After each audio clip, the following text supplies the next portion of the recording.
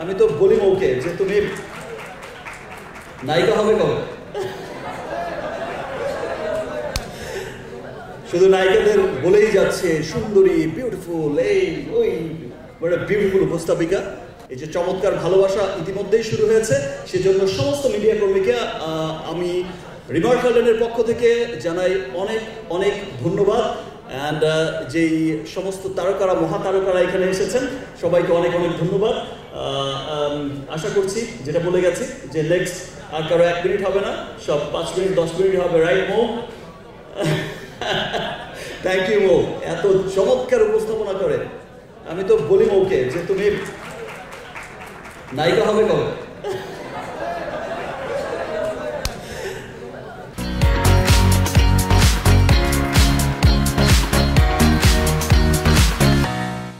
শুধু নায়িকাদের বলেই যাচ্ছে সুন্দরী, বিউটিফুল, এই ওই মানে বিউটিফুল উপস্থাপিকা।